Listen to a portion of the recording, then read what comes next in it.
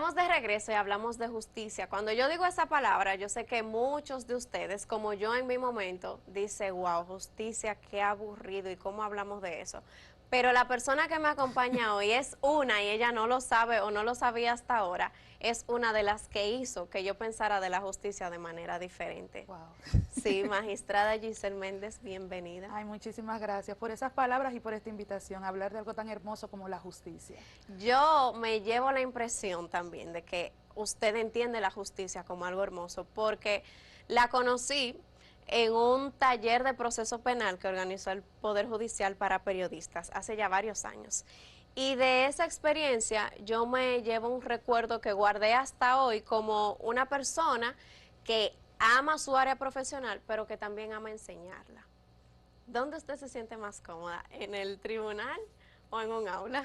La verdad es que amo el tribunal por lo que implica para la sociedad, pero transmitir lo que es la justicia y los roles que se desenvuelven en la justicia, para mí también que es una función muy importante y lo disfruto como tú no te imaginas, porque eso nos permite colocar a cada persona, a cada ciudadano, en contexto de qué es lo que debe saber, de cómo funciona todo este aparato para poder ejercitar cuando lo necesita los derechos que tiene, ya sea de un lado o sea del otro. Y se le hace fácil, o sea, lo entiende tanto que se le hace fácil hablar de él, del proceso penal. Claro, es que lo vivo el proceso penal día a día, todo el tiempo. Estoy inmersa en todo lo que es el proceso penal, que realmente es mi pasión. Porque yo soy jueza hace 15 años, pero yo inicié mi formación desde los tribunales, desde la primera función que se ejerce en un tribunal como oficinista. Yo dejé mi trabajo remunerado para ingresar al Poder Judicial sin remuneración por ese deseo que yo tenía de aprender cómo funcionaba la justicia desde adentro. Wow. O sea que viene, como dice, Sí, fue escalando. fui jalando. Hoy, si nosotros nos vamos al grano y tratamos como de aterrizar un poquito todo eso del sistema de justicia en el país, si yo como ciudadana quiero saber cómo funciona el sistema de justicia, cuáles son las bases que debo entender y manejar así como por pinceladas, como decimos. Lo primero que tengo que saber como ciudadano es qué es la justicia, es un servicio, o sea, el Poder Judicial sirve a la ciudadanía, a los ciudadanos, ¿para qué? Para tutelar derechos, para garantizar derechos.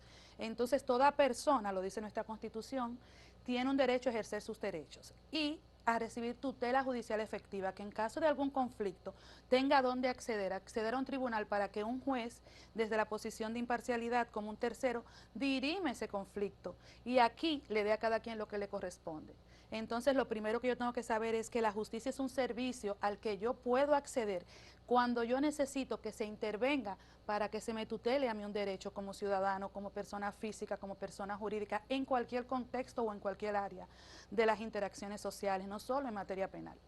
Yo creo que eso de la tutela judicial efectiva es algo que nosotros no siempre, como que entendemos a conveniencia, Claro. porque cuando vemos una persona que, digamos, no le cae muy bien a la gente o que es conocido, por ejemplo, por llevar un papel corrupto y demás, la persona entiende en la calle que no tienen un derecho a que los defiendan, a que pasen por un proceso. Pero si se trata del que nosotros sí consideramos que es bueno, entonces ahí sí, ese sí tiene derecho a la defensa. Es que si vemos la justicia se pinta como ciega y es porque tiene que tratar a todos por igual. Entonces deben haber reglas claras y las mismas reglas deben aplicar para todos los ciudadanos independientemente de la razón por la que está siendo procesado, de la posición que está ocupando en el conflicto.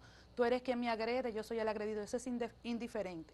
Todos tienen un derecho a ser oídos, a que se respeten todos sus derechos, a que puedan ejercer todas las facultades, o sea, todo lo que pueden hacer en el contexto de ese proceso.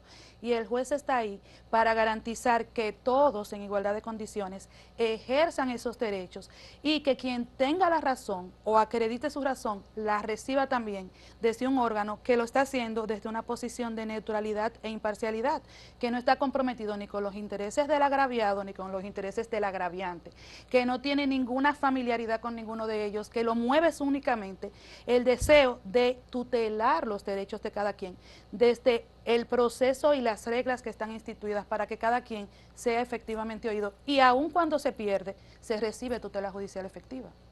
Así es, yo también creo eso. Cuando nosotros entramos en un proceso judicial, ¿cuáles son los actores que intervienen?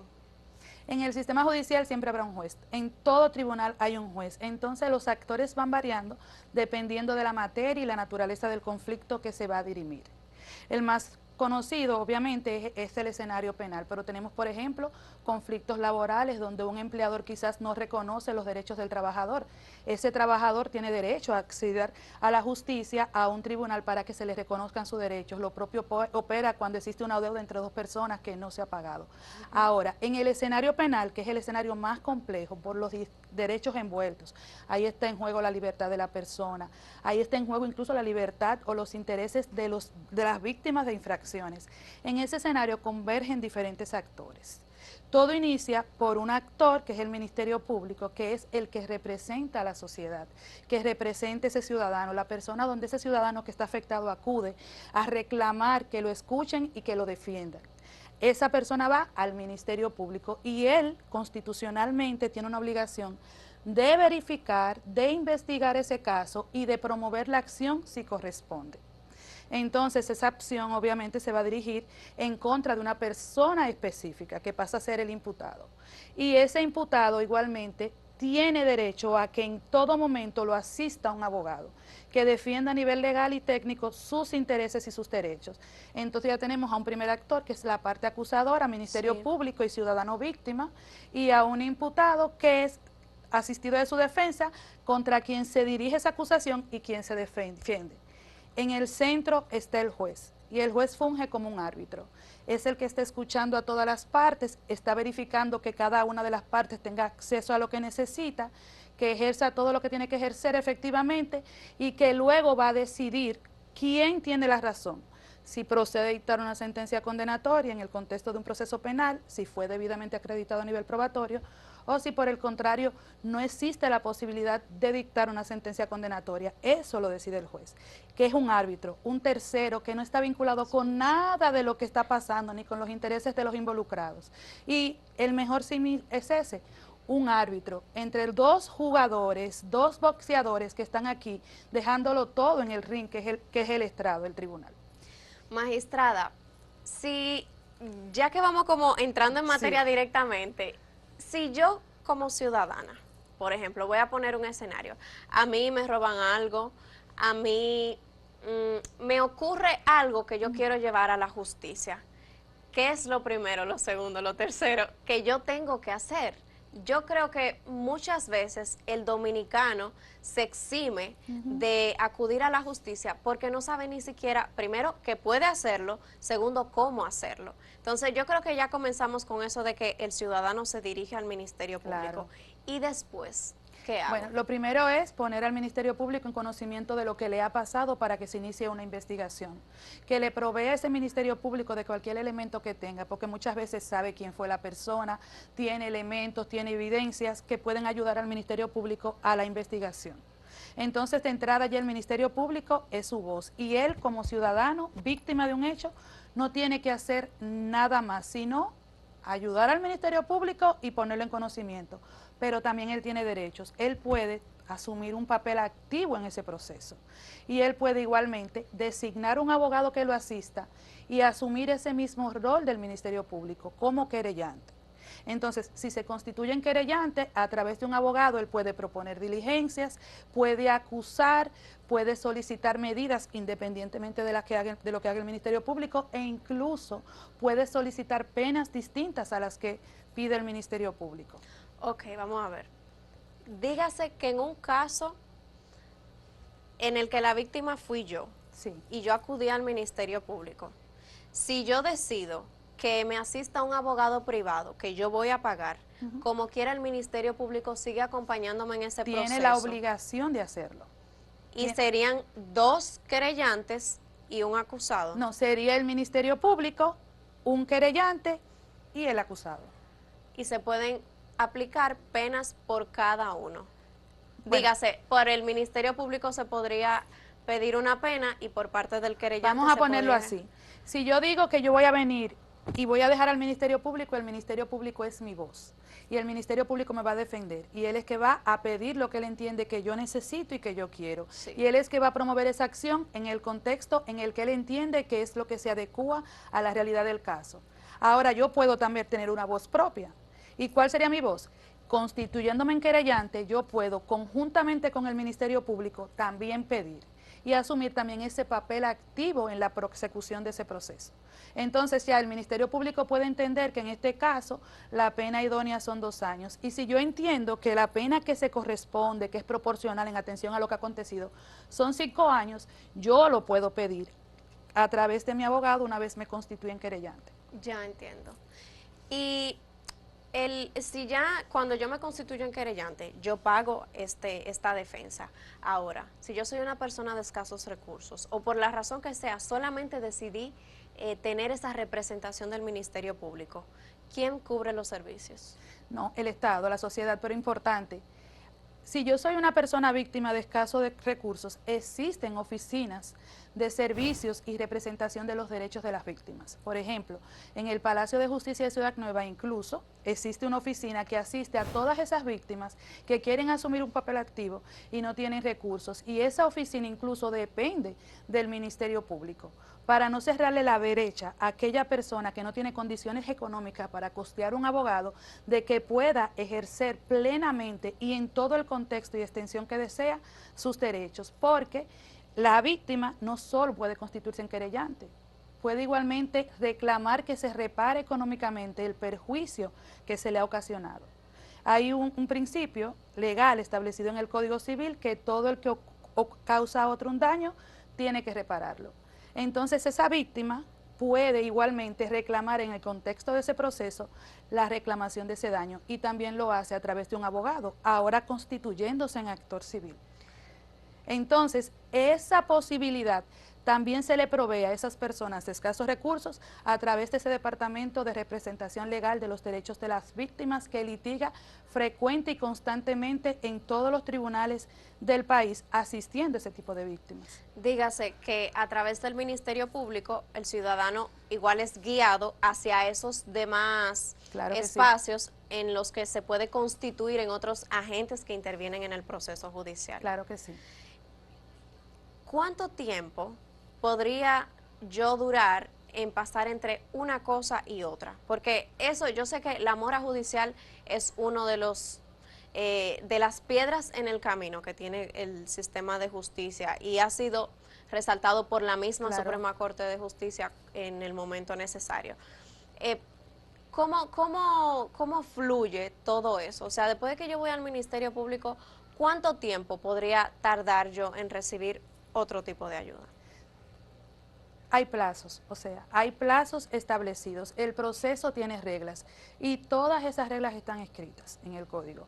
Todo se desarrolla en plazos preestablecidos. Por ejemplo, cuando un ciudadano escucha que se puso una denuncia, lo arrestaron, en 48 horas está ante un juez, el juez decide si debe colocar prisión preventiva o puede mantenerse o continuar el proceso en libertad. A partir de ahí se habilitan nuevos plazos, dependiendo de la medida, 3 meses para la investigación, si está en libertad, 6 meses. Luego se habilitan nuevas etapas supeditadas a nuevos plazos. O sea, el proceso está estipulado y cronometrado de forma escrita para que se agoten en un tiempo establecido.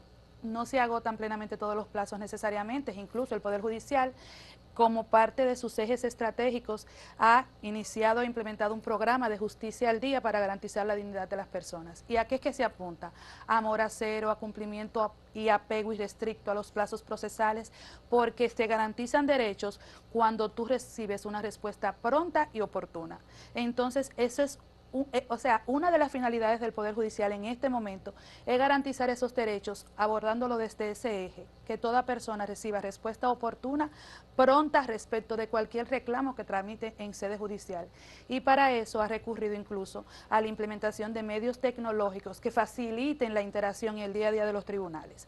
Entonces, con eso en mente, el ciudadano sabe que todo no ocurre de ahora para ayer, sino que hay un proceso, hay una investigación que debe realizarse, dependiendo del resultado de esa investigación, se decide qué va a pasar. Se puede realizar una investigación y no encontrarse méritos suficientes para continuar hacia un juicio, entonces en ese momento se puede solucionar o terminar el conflicto.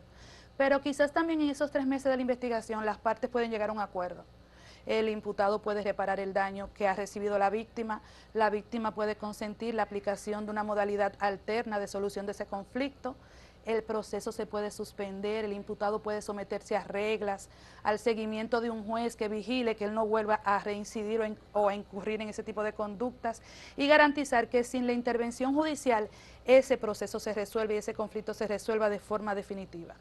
Esa es la forma más rápida de terminar el conflicto, que las partes lleguen a una solución, que abramos nuestra mente y en casos específicos consideremos la posibilidad de que la solución no sea la condena que emite el juez de juicio, sino que recurramos a medios de solución alterna que muchas veces terminan siendo más efectivos, porque cuando él admite la comisión del hecho, cuando él interioriza lo incorrecto de su conducta, cuando él repara ese daño y permanece en libertad, a prueba y vigilado por un juez que garantiza que se someta a programas educativos, que se someta a programas de desintoxicación, que aprenda un oficio que le permita insertarse efectivamente a la sociedad. Ahí no ganó solo el ciudadano que fue víctima directa, También ganamos todos. Sí. Magistrada, yo creo que de manera básica agotamos el tema. Wow. Ahora, yo no puedo dejar de aprovechar que la tengo aquí, porque usted fue de las que estuvo en la última etapa del proceso de Brecht, y yo creo que así como en cualquier profesión, uno como que tiene una idea de hasta qué punto puede llegar, cuáles serían los mayores logros en una carrera profesional. Yo no sé en la de un juez, pero en un caso como el de la envergadura de Odebrecht, ¿cómo fue estar ahí arriba y qué le dejó a nivel profesional y personal ese proceso?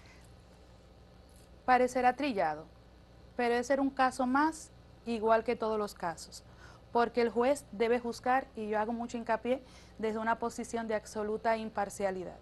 Entonces, todos nuestros usuarios, porque somos usuarios, nuestros servidores, tenemos que verlo con el mismo lente.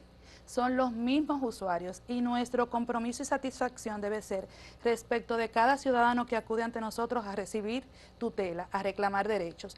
Entonces, la satisfacción para mí no es un caso en particular, o sea, mi satisfacción es saber que he cumplido con mi deber en cada uno de los casos de mi apoderamiento, que cada vez que he tenido que intervenir puedo garantizar y me quedo con la satisfacción de que aún pudiéndome equivocar, porque como seres humanos no somos infalibles, lo que se hizo en ese proceso pretendía garantizar que se resolviera de la mejor manera ese conflicto y que nos cercioramos y nos comprometimos con que cada persona que se sentó en ese lugar reclamando un caso recibiera respuesta y pudiera hacer todo lo que podía hacer, y si nosotros tenemos que facilitar que eso se haga, también nosotros estuvimos atentos, celosos y vigilantes de que una víctima no fuera mal representada, que un imputado no fuera mal representado. Todo el mundo le pusimos y siempre le ponemos en la bandeja todo lo que tienen que hacer y nos cercioramos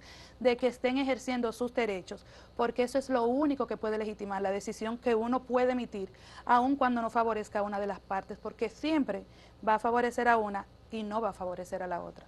Magistrada, gracias. No, gracias a ti por esta invitación, me ha encantado. Ay, qué bueno, por mí la podemos tener una vez a la semana hablando de justicia. Me ha encantado a mí.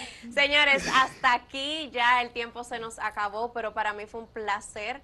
Yo feliz de que ustedes pudieran recibir información sobre todo esto del proceso judicial en República Dominicana de la mano de la magistrada Giselle Méndez. Así que gracias a usted, gracias a ustedes y nos vemos. Ay, muchas gracias a ti también.